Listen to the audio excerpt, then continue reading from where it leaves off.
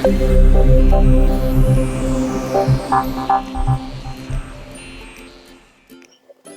Next आज हम लोग करने जा रहे हैं, वी आर डूइंग हाइपरलिंकिंग।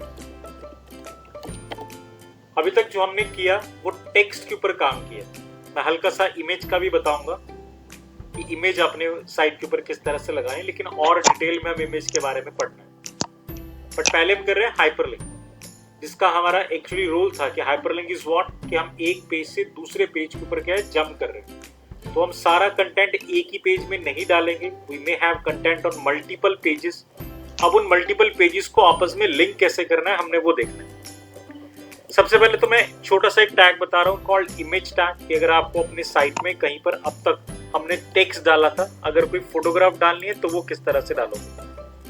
हमने अभी तक अपने फाइल में टेक्स्ट ही डाला है। If I go for second file, हमने टेक्स्ट की फॉर्मेटिंग, फॉन्ट, फेस सब कुछ डिफाइन किया। अगर मुझे इसके बीच में कोई इमेज डालनी हो तो हमारे पास टैग होता है called IMG, image. Image tag के डिफरेंट एट्रीब्यूट्स हैं जिसके थ्रू हम डिफाइन करेंगे कि एग्जैक्टली आपको इमेज कौन सी रिक्वायर्ड है और के कहां पर डालनी। जैसे IMG, सिंपल IMG से तो आप अपने ब्राउजर को ये कह रहे हो कि यहाँ पर एक इमेज आएगी। इमेज टैग का एट्रीब्यूट है कॉल्ड SRC, सोर्स। यहाँ पर हम क्या देंगे, उस फोटोग्राफ का पाथ, पूरा पाथ जहां पर वो इंस्टॉल्ड पड़ी है वो फोटोग्राफ। हम नॉर्मली यहाँ पर पाथ जो देंगे किसी इमेज का, वो दो तरह के हो सकते हैं। इमेज के पाथ आपके पास दो तरह से हो सकते हैं। We call it as relative path and absolute path. Also we have URL path. तीन तरह के पाथ हो सकते हैं। अब पहले बात करते हैं एब्सोल्यूट पाथ। एब्सोल्यूट पाथ का मतलब होता है कि इमेज, फोटोग्राफ आपकी जहां पर पड़ी है उसकी पूरी लोकेशन आप यहाँ पर स्पेसिफाई करें। मतलब अगर मेरे पास कहीं पर कोई फोटोग्राफ, लेट अस से सी में I will see some photograph पड़ी हो, या मैं कोई फोटोग्राफ पिक्चर से पिक करता हूँ, अर्थवॉर्म फोटोग्राफ है, मैंने इसे सी में कहीं रख दिया। सी में इंटेल नाम के एक फोल्डर में फोटो पड़ी। So I have a photograph called earthworm.jpg। ठीक है, दैट इज द एक्सटेंशन। सो हमारे पास एक फोटोग्राफ पड़ी है अर्थवॉर्म की। अब हम इस पिक्चर को अपनी पेज के ऊपर देखना चाह रहे हैं, हमारे ब्राउजर पेज के ऊपर, जो हमारे पास कहाँ था, सेकंड वाले में था। अभी तक उसमें हमने सिर्फ टेक्स्ट डाला था, अब हम उसमें एक पिक्चर डाल रहे हैं। ये जो भी पिक्चर थी हमारे पास अर्थवॉर्म की। पहले केस में हम दे रहे हैं एब्सोल्यूट पाथ। एब्सोल्यूट पाथ का मतलब होता है आप पूरा पाथ डिफाइन करोगे कि ये फोटोग्राफ कहाँ पड़ी है, c/intel/earthworm.jpg। आप पूरा पाथ यहाँ पर मेंशन करोगे।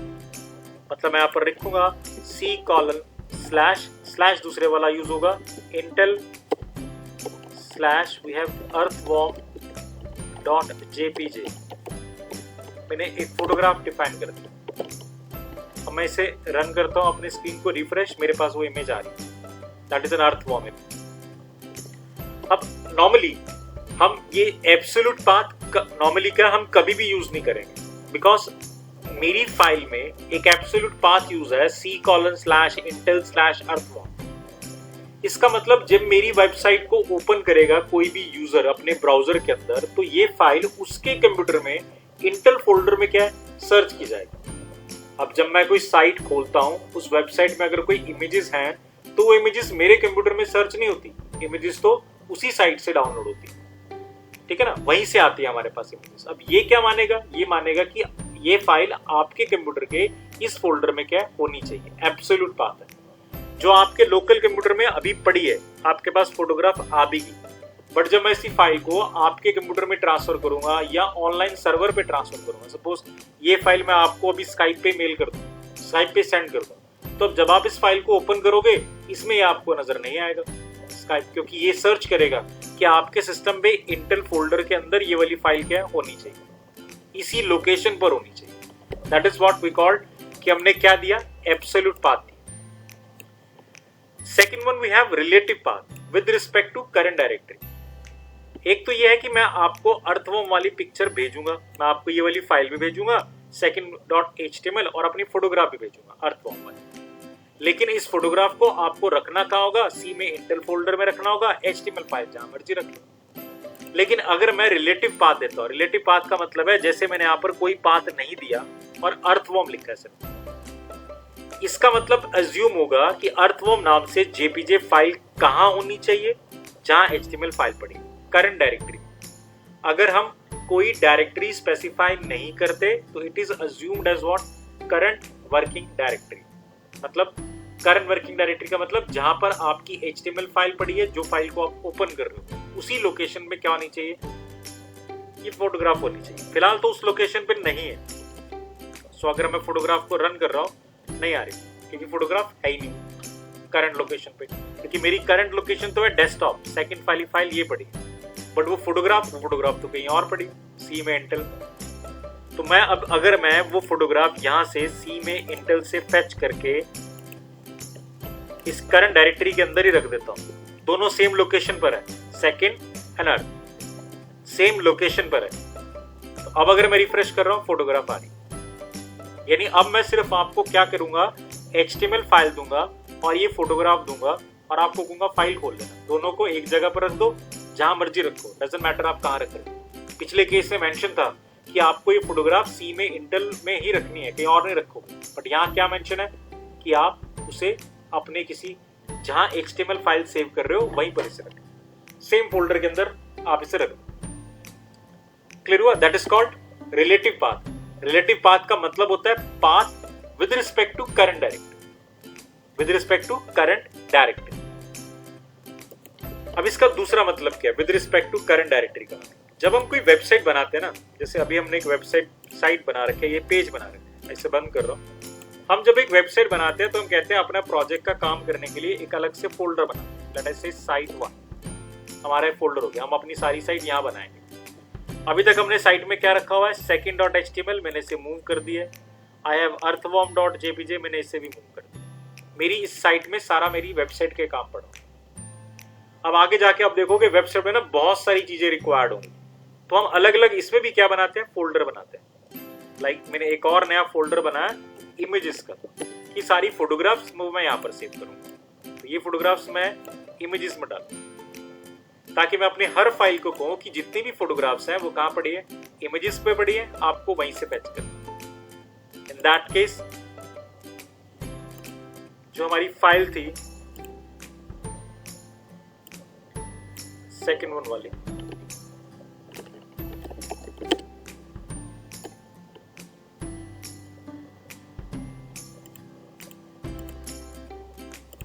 साइट 1 के अंदर सेकंड, अभी जो हमने पाथ दिया हुआ था, इसे क्या दिया हुआ था, इमेज का करंट फोल्डर, मतलब अर्थवॉर्म। करंट फोल्डर का मतलब वो इसे कहां सर्च करेगा, जहां सेकंड पड़ा है, यहाँ पर फोटोग्राफ यहाँ होनी चाहिए, यहाँ नहीं पड़ी। हमने कैटेगरी कर रखी है कि फोटोग्राफ कहां पड़ी है, इमेजेस में डिफाइन। सो यहाँ पर हम रिलेटिव पाथ देंगे, इसे इमेजेस स्लैश कि करंट डायरेक्टरी के अंदर इमेजेस नाम से एक फोल्डर पड़ा है, उसके अंदर क्या पड़ा है, अर्थवॉर्म। फिलहाल अभी इसके बिना वो फाइल एग्जिस्ट नहीं कर रही, क्योंकि करंट फोल्डर में आपकी वो फाइल नहीं पड़ी, फोटोग्राफ नहीं आई। बट अगर मैं उसे डिफाइन कर रहा हूं कि वो फोटोग्राफ कहां पड़ी है, करंट लोकेशन पे एक फोल्डर पड़ा है इमेजेस का स्लैश, उसके अंदर पड़ी है एक file, it is opening now. Clear हुआ? ये हमारे दो पाथ है अभी तक। कौन से हमने देखे? Absolute path. एब्सोल्यूट पाथ का मतलब है उसका पूरा पाथ दोगे from your root directory, from your C drive, CDE, जहां पर भी वो एग्जैक्टली पड़ी है फाइल। वो आप पाथ कैसे आइडेंटिफाई कर सकते हो? किसी भी फाइल का पाथ आइडेंटिफाई करना है, ये फाइल सपोज है, इसे राइट क्लिक करो, वी हैव प्रॉपर्टीज, और यहाँ पर देखो उसका पूरा पाथ लिखा रहा है, लोकेशन, ये फाइल इस लोकेशन पर पड़ी है, फाइल का नाम दिवाली jpg.jpg, तो I will write C users Baljeet desktop diwali.jpg। और तीसरा पाथ होता है URL। कोई फोटोग्राफ है, आप वेबसाइट से देख रहे हो और वही लगानी है। जैसे मैं रेडिट पे गया, न्यूज साइट, एक मैंने खोल लिया कोई न्यूज, ये फोटोग्राफ आ रही, अब मुझे ये फोटोग्राफ अपनी पेज पे लगानी है। अपने पेज पे इस फोटोग्राफ को लगाने के दो तरीके, एक तो मैं इस फोटोग्राफ को अपने पास पहले डाउनलोड कर लूं, और या मैं इसका डायरेक्ट लिंक दूं। मैं दोनों तरीके दिखा रहा हूं। ये फोटोग्राफ मुझे लगानी है तो फोटोग्राफ पे ही राइट क्लिक करना, ऑप्शन आता है सेव इमेज एज, हम इस फोटोग्राफ को अपने कंप्यूटर में ही सेव कर लेंगे। हम अपने site1 फोल्डर में इमेजेस में ही डाल देते हैं, नाम 20:1 आ रहा है, सेव कर दिया। अब ये फाइल मेरे कंप्यूटर में ही सेव होगी। तो अब इस फाइल का यूज करने के लिए हम डायरेक्टली क्या अप्लाई करेंगे, हम रिलेटिव पाथ दे सकते हैं। तो I can write this is 20:1.jpg। तो मेरी सेकंड वाली फाइल के अंदर वो फोटोग्राफ आ गया, ठीक है ना। और दूसरा मेरे पास है कि मैं इस फोटोग्राफ को डाउनलोड नहीं करता, मैं चाहता हूं रेडिफ की साइट पर पड़ी है वहीं से फोटोग्राफ पिक कर। तो जब आप इस फोटोग्राफ पे राइट क्लिक करते हो ना, तो आपको वहां पर एक और ऑप्शन भी आता है, कॉपी इमेज एड्रेस। मतलब ये आपको इमेज का एड्रेस बताएगा, मतलब लोकेशन, कॉपी इमेज एड्रेस। अब वो इमेज एड्रेस हम डायरेक्टली अपने इस पाथ में लिखते हैं, मुझे कोई डाउनलोड करने की जरूरत नहीं है। इमेज का एड्रेस जो मैंने कॉपी कर रखा था, राइट क्लिक करके क्या था, कॉपी इमेज एड्रेस, यहाँ पर आके मैं राइट क्लिक करके क्या करूंगा, पेस्ट डायरेक्टली। तो उस इमेज का पूरा पाथ देखो कॉपी होगा कि वो फोटोग्राफ कहाँ पड़ी थी, URL https:/im.rediff के अंदर क्रिकेट 2020 नवंबर, जो भी उसका पूरा पाथ था वो पूरा का पूरा पाथ आ गया, आएगी वो इमेज ही हमारे के लिए। तो हमें कोई फर्क नहीं, फर्क सिर्फ ये हो गया कि वो इमेज कहां से आ रही है, URL से आ रही है। दोनों में क्या फर्क है, जब आपने इमेज डाउनलोड की और अपने फोल्डर से उसे लगाया तो इसका मतलब है कि वो आपके सिस्टम से उठाई जाएगी। अभी ये कहां से उठा रही है, रेडिफ की साइट से उठा। मतलब अगर रेडिफ वालों ने ही ये फोटोग्राफ चेंज कर दी या हटा दी तो हमारे साइट से भी क्या अपने आप हट जाएगी, क्योंकि हमारा साइट तो क्या कर रहा है, रेफर कर रहा है किसे, रेडिफ को। तो रेडिफ वालों ने अगर ये फोटोग्राफ चेंज कर दी तो हमारे लिए भी चेंज होगी, अगर उन्होंने डिलीट कर दी तो हमारे लिए भी डिलीट होगी। लेकिन जब मैंने उसे डाउनलोड कर लिया था तो वो मेरे कंप्यूटर में पड़ी थी, रेडिफ में पड़ी हो या ना पड़ी हो, वो डिलीट कर दे या ना कर दे, फोटोग्राफ तो कहां से आएगी, मेरे कंप्यूटर से उठाई जाएगी। तो अब वो फोटोग्राफ जब तक मेरे कंप्यूटर में पड़ी है एक्सेसिबल, राइट। ये तो हमारा सिंपल इमेज, हमने इमेज लगा दी, इमेज देखो बड़ी आई है, जितनी भी इमेज का साइज होता है उतनी आती है। इमेज छोटी थी छोटी आएगी, बड़ी है तो बड़ी आएगी, अगर इससे बड़ी भी होगी तो और बड़ी आएगी। इमेज अपने एक्चुअल साइज में डिस्प्ले होती है, लेकिन आप यहाँ पर विड्थ हाइट दे सकते हो। इमेज टैग का एट्रीब्यूट होता है विड्थ, कि मुझे इतनी बड़ी फोटोग्राफ नहीं देखनी, छोटी सी देखनी है। तो मैंने उसे कह दिया 200 हाइट ऑफ व्हाट 200, मुझे यही फोटोग्राफ देखनी है। विड्थ हाइट क्या है हमने डिफाइन कर दी कि मुझे फोटोग्राफ देखनी है but with width and height of what 200/200। अब फोटोग्राफ रिड्यूस हो जाए, ठीक है ना। तो आपके उस सिस्टम पर जो फोटोग्राफ लगी आप पूरी रही है, बट आपने देखी किस मोड में, 200/200 मोड में उसे डिस्प्ले पर किया। हालांकि ये हम कभी यूज नहीं करते विड्थ और हाइट का मैटर।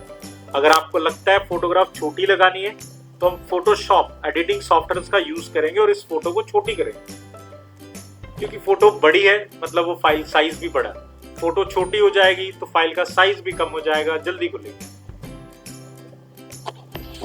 क्लियर हो गया ये इमेज टैग। अभी इतना ही करना है और करेंगे इमेज टैग का बाद। अभी इमेज टैग की 2 प्रॉपर्टीज 3 प्रॉपर्टीज SRC, विड्थ और हाइट, हमने यही देखी सिर्फ।